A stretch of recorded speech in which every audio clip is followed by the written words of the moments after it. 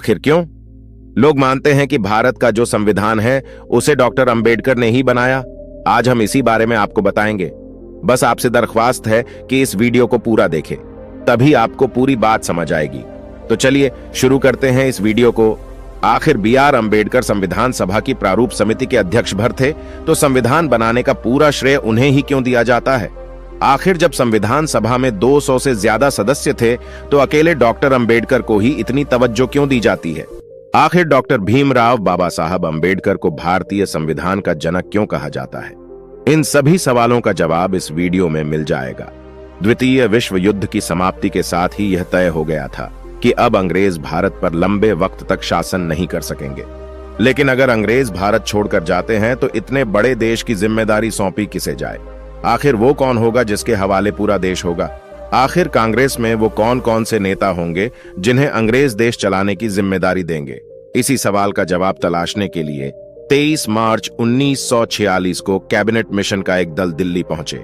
इस टीम में 3 लोग शामिल थे: Patrick Lawrence, Sir Stafford Cripps और A.B. अलेक्जेंडर। इस दल ने सभी पक्षों से मिलकर बात की और 16 मई 1946 को यह कैबिनेट मिशन इस निष्कर्ष पर पहुंचा कि भारत की आजादी के बाद अंग्रेज भारत के सत्ता संविधान सभा को सौंप देंगे। इस संविधान सभा में कौन कौन होगा, इसके लिए चुनाव होगा। यह भी तय हुआ कि संविधान सभा में कुल 389 सदस्य होंगे, जिनमें 292 सदस्य प्रांतों से और 93 सदस्य प्रिंसली स्टेट से यानी कि रियासतों से होंगे। 25 जून को कैबिनेट मिशन की इस योजना पर आम सहमति बन गई। 29 जून को मिशन वापस लौट गया। इसी कैबिनेट मिशन की सिफारिशों के तहत अंतरिम सरकार का गठन हुआ, जिसमें 2 सितंबर 1946 को भारत की अंतरिम सरकार बनी और जवाहरलाल नेहरू देश के पहले प्रधानमंत्री बने। इससे पहले कैबिनेट मिशन की सिफारिशों पर संविधान सभा के 385 सीटों के लिए जुलाई और अगस्त 1946 में चुनाव हुए। उस चुनाव में बाबा साहब डॉक्टर भीमराव अंबेडकर की एक उम्मीदवार थे, जो बंबई से शेड्यूल कास्ट फेडरेशन के उम्मीदवार थे, लेकिन वो चुनाव हार गए। हालांकि महात्मा गांधी से लेकर कांग्रेस और यहां तक कि मुस्लिम लीग के लोग भी चाहते थे कि अंबेडकर को तो संविधान सभा का सदस्य होना ही चाहिए।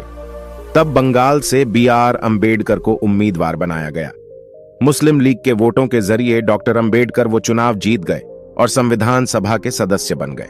लेकिन अभी तो असली कहानी बाकी थी, जिसमें मुस्लिम लीग ने कैबिनेट मिशन के चुनावी प्रस्ताव को स्वीकार कर लिया था।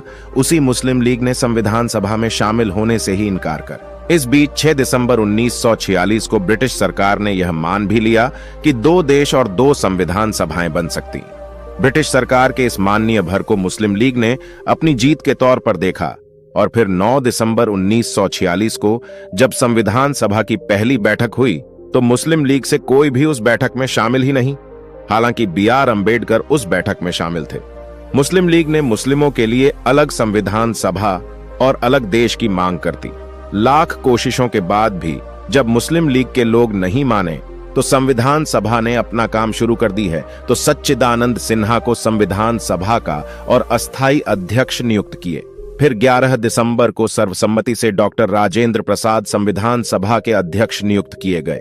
संविधान सभा की बैठक के 5वें दिन 13 दिसंबर को जवाहरलाल नेहरू ने संविधान सभा में लक्ष्य संबंधित प्रस्ताव पेश किया। वरिष्ठ कांग्रेसी नेता पुरुषोत्तम दास टंडन ने इसका अनुमोदन किया। हर सदस्य को इस पर अपनी बात रखनी थी। शुरुआत तो इसी से हुई कि जब तक मुस्लिम लीग के सदस्य इस सभा में शामिल नहीं होते, बात होनी ही नहीं चाहिए।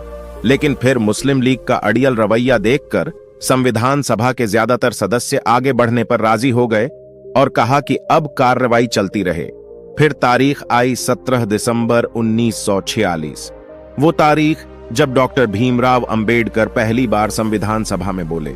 हालांकि उस दिन डॉक्टर अंबेडकर से पहले 20 से 22 और भी लोग थे जिन्हें बोलना था। वरिष्ठ पत्रकार राम बहादुर राय अपनी किताब भारतीय संविधान के अनकही कहानी में लिखते हैं कि अंबेडकर 17 दिसंबर को बोलने के लिए तैयार ही नहीं थे, क्योंकि उन्हें पता था कि और भी लोग उनसे पहले बोलने वाले हैं। लिहाजा उनका नाम तो अगले दिन आ सकता है और तब वो तैयारी करके संविधान सभा में बोल सकते हैं।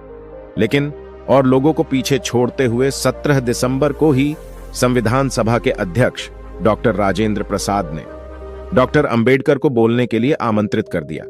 उस दिन डॉक्टर अंबेडकर बोले और खूब बोले और ऐसा बोले कि उनका कहा इतिहास हो गए। बकौल राम बहादुर राय की किताब भारतीय संविधान की अनकही कहानी, डॉक्टर अंबेडकर ने उस दिन कहा, कांग्रेस और मुस्लिम लीग के झगड़े को सुलझाने की एक और कोशिश जरूर करनी चाहिए। मामला इतना संगीन है कि इसका फैसला एक या दूसरे दल की प्रतिष्ठा के ख्याल से ही नहीं किया जा सकता। जहां राष्ट्र के भाग्य का फैसला करने का प्रश्न हो, वहां नेताओं, दल हो, संप्रदायों की शान का कोई मूल्य नहीं रहना चाहिए। वहां तो राष्ट्र के भाग्य को ही सर्वोपरि रखना चाहिए। उस दिन डॉक्टर अंबेडकर ने अपने भाषण का समापन करते हुए कहा, शक्ति देना तो आसान है, पर बुद्धि देना कठिन। लंबे वाद विवाद के बाद 22 जनवरी 1947 को संविधान सभा में लक्ष्य संबंधी प्रस्ताव को स्वीकार कर लिया, जो संविधान की प्रस्तावना का आधार है। हालांकि उस दिन तक भी मुस्लिम लीग का कोई भी प्रतिनिधि संविधान सभा में नहीं आया। टकराव और बढ़ गया और तब 13 फरवरी 1947 को पंडित नेहरू ने मांग की कि अंतरिम सरकार में शामिल मुस्लिम लीग के मंत्री इस्तीफा दे दें। सरदार पटेल ने भी यही दोहराया। इस बीच 20 फरवरी को ब्रिटिश प्रधानमंत्री एटली ने घोषणा की कि जून 1948 से पहले सत्ता का हस्तांतरण कर दिया जाएगा, लेकिन इसके लिए एटली ने शर्त रखी, और शर्त यह थी कि जून 1948 से पहले संविधान बन जाना चाहिए। ऐसा नहीं हुआ तो फिर ब्रिटिश हुकूमत को विचार करना होगा कि सत्ता किसे सौंपी जाए। ऐसी परिस्थितियों को देखते हुए 28 अप्रैल 1947 को संविधान सभा का तीसरा सत्र शुरू हुआ। अध्यक्ष डॉक्टर राजेंद्र प्रसाद ने एटली की घोषणा के बारे में सबको बताया और कहा कि अब संविधान सभा को अपना काम तुरंत ही पूरा करना होगा। इसके ठीक पहले 24 मार्च 1947 को नए governor general lord Mountbatten Bharat आ गए और चंद दिनों में यह तय कर दिया था कि भारत का तो बंटवारा होगा, भारत और पाकिस्तान दो अलग अलग देश होंगे। अब इसकी वजह से संविधान सभा में फिर बदलाव होना। जिस सीट जैसे डॉक्टर अंबेडकर संविधान सभा के सदस्य चुने गए थे, वो सीट पाकिस्तान के हिस्से में चली गई। इस तरह से डॉक्टर अंबेडकर एक बार फिर से संविधान सभा से बाहर हो गए। लेकिन तब तक संविधान सभा के लोगों ने यह तय कर लिया था कि अंबेडकर का इस संविधान सभा में रहना जरूरी है। तब बॉम्बे प्रेसिडेंसी के प्रधानमंत्री हुआ करते थे बीजी खैर। उन्होंने संविधान सभा के एक और सदस्य और कांग्रेस पार्टी के वरिष्ठ नेता M.R. जयशंकर को इस्तीफा देने के लिए राजी किया। उनकी जगह पर डॉक्टर B.R. अंबेडकर फिर से संविधान सभा में शामिल हुए। 14 अगस्त 1947 की रात 12 बजते ही संविधान सभा के अध्यक्ष डॉक्टर राजेंद्र प्रसाद ने ऐलान किया है, संविधान सभा ने भारत का शासन अधिकार ग्रहण करना कर लिया है। आजादी मिलने के बाद और सत्ता का हस्तांतरण संविधान सभा के पास होने के साथ ही संविधान सभा अपने मूल लक्ष्य की ओर आगे बढ़े और इसी कड़ी में 29 अगस्त 1947 को संविधान सभा में प्रारूप समिति के अध्यक्ष के तौर पर डॉक्टर भीमराव अंबेडकर का नाम सर्वसम्मति से पास कर दिया। प्रारूप समिति में और भी 6 सदस्य थे, जिनमें कन्हैया लाल माणिकलाल मुंशी, मोहम्मद सादुल्लाह, अल्लादी कृष्ण स्वामी अय्यर, N. गोपाल स्वामी अयंगर, खेतान और मित्र थे। 30 अगस्त 1947 को संविधान सभा स्थगित कर दी गई ताकि संविधान का मसौदा या कहिए कि संविधान का प्रारूप बनाया जा सके। 27 अक्टूबर से इस प्रारूप समिति ने रोजमर्रा का काम शुरू किया। बात, विचार और बहस के बाद 21 फरवरी 1948 को प्रारूप समिति के अध्यक्ष डॉक्टर अंबेडकर ने संविधान सभा के अध्यक्ष डॉक्टर राजेंद्र प्रसाद के सामने संविधान का प्रारूप रखा। डॉक्टर राजेंद्र प्रसाद ने इस मसौदे या कहिए कि प्रारूप को सरकार के मंत्रालयों, प्रदेश सरकारों, विधान सभाओं और सुप्रीम कोर्ट, हाई कोर्ट को भेजा ताकि सबके सुझावों को शामिल किया जा सके। जो सुझाव आए उन पर प्रारूप समिति ने 22 मार्च से 24 मार्च 1948 के बीच विचार विमर्श किया। 3 नवंबर 1948 से फिर से संविधान सभा की बैठक शुरू हुई। 4 नवंबर 1948 को डॉक्टर राजेंद्र प्रसाद ने फिर से मसौदे पर बात की और संविधान सभा को कहा कि यह मसौदा उस समिति ने बनाया है जिसे इसी संविधान सभा ने बनाया था और जिसके अध्यक्ष डॉक्टर भीमराव अंबेडकर हैं। 4 नवंबर को उसी दिन डॉक्टर अंबेडकर ने मसौदे को संविधान सभा के पटल पर रखा। आने वाले दिनों में कुछ संशोधन भी सुझाएंगे, कुछ माने गए, कुछ को खारिज कर दिया गया और फिर 17 नवंबर 1949 को संविधान सभा के अध्यक्ष डॉक्टर राजेंद्र प्रसाद ने घोषणा की, अब हम संविधान के तृतीय पठान को आरंभ करेंगे। इसका अर्थ था कि अब संविधान बनकर तैयार हो गया है। इसके बाद डॉक्टर राजेंद्र प्रसाद ने मसौदा समिति के अध्यक्ष डॉक्टर अंबेडकर को पुकारा।